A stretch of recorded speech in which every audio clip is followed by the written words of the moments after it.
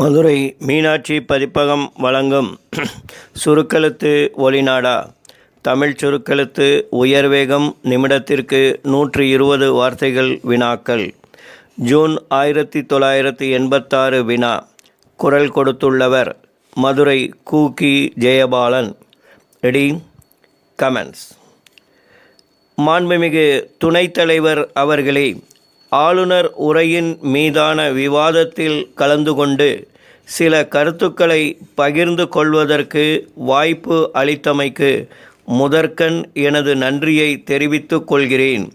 எனது கருத்துக்களை சொல்வதற்கு முன் உடல் நலமின்றி அமெரிக்காவுக்கு சென்று நல்ல முறையில் தேறி வந்த முதலமைச்சர் அவர்களுக்கு நான் சார்ந்துள்ள அணியின் சார்பாக நல்வாழ்த்துக்களை தெரிவித்து கொள்ள விரும்புகிறேன்.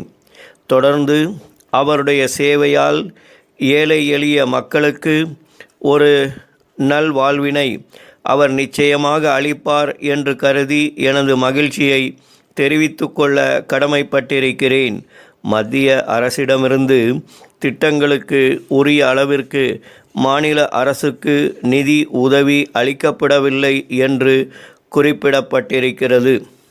மாண்புமிகு நல்வாழ்வுத்துறை அமைச்சர் அவர்கள் கூட இங்கே இதை பற்றி குறிப்பிட்டார்கள்.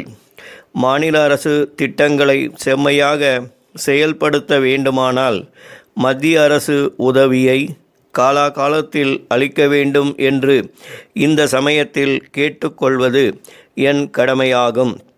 அடுத்து, வறுமையை ஒழிக்க மேற்கொண்டுள்ள திட்டங்களையும் முதியோர்க்கு ஓய்வூதியம் வழங்குவதையும் நான் பாராட்டி வரவேற்கிறேன்.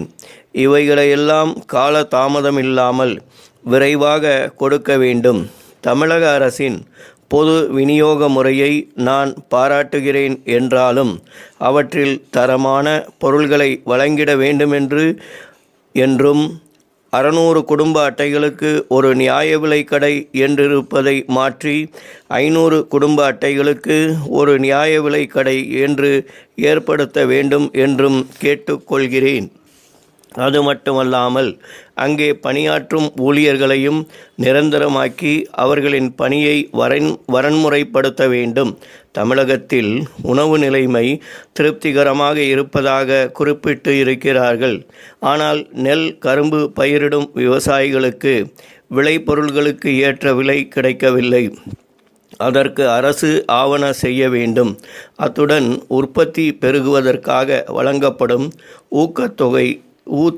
ஊதிய தொகையான 15 ரூபாயை விரைவிலே வழங்க ஏற்பாடு செய்ய வேண்டுமென்று கேட்டுக்கொள்கிறேன். மின்சக்தி உற்பத்தி கடந்த ஆண்டை விட இந்த ஆண்டு உயர்ந்துள்ளதை எடுத்து காட்டி இருக்கிறார்கள். அதை அறிந்து மகிழ்ச்சி அடைகிறேன். ஆனால் கடந்த ஆண்டை விட கோடைக்கு முன்பே மின்வெட்டு அதிகமான அளவில் இவ்வருடம் உள்ளது.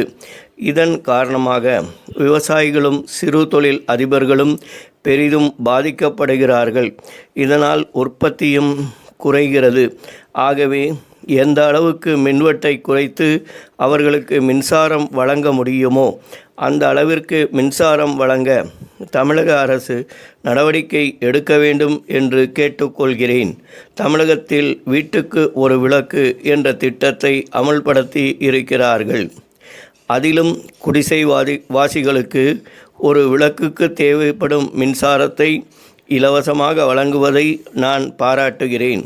தமிழக அரசு தொழில்துறையில் மிகுந்த அக்கறை காட்டி வருகிறது என்றாலும் மற்ற மாநிலங்களோடு ஒப்பிடும்போது நாம் மிகவும் பின்தங்கி இருக்கிறோம் என்று நான் கருதுகிறேன்.